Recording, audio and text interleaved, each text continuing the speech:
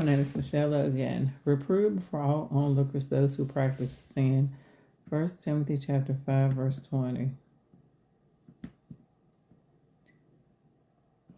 The Apostle Paul wrote the words of today's text to his fellow elder, Timothy, in connection with how to handle those who practice sin.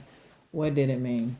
He did not necessarily mean that the whole congregation were the onlookers. Rather, he was referring to those few who might already know the sins. They could be eyewitnesses, or they could be those whom the wrongdoer confided in.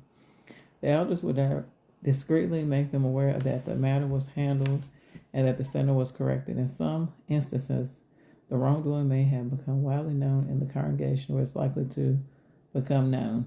In such a case, the onlookers would include the entire congregation. So an elder would announce to the congregation that the brother or the sister has been reproved. While Paul answers as a warning to the rest not to fall into sin. That means if you're a baptized witness and you go out there and commit a sin, you get disfellowship and you come back and get reproved. Let's summarize this. According to 1 Timothy 5, verse 20, Paul wrote those words to his fellow elder Timothy in connection with how to handle those who practice sin. So I just summarized that part.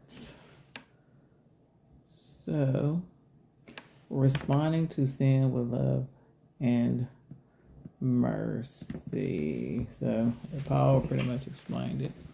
The elders would do it discreetly and make people aware of the sin and correct it while in the congregation. But if it happens, they will announce it, and it will help you to do better. In some instances, the wrongdoing may have become widely known in the congregation, what I just said, or is likely to become known. In such a case, the onlookers would include the entire congregation. So it would be made known to the congregation also.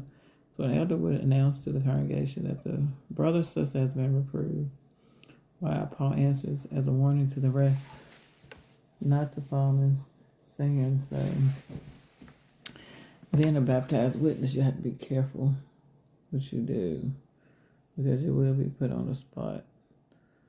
So, I know we live in an imperfect world, and there's desires out here, but it's not worth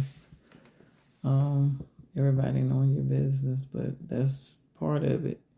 You commit a sin, everybody has to know.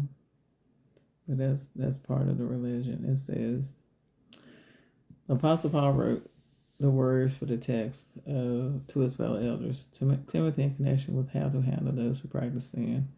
And like I said, don't practice sin.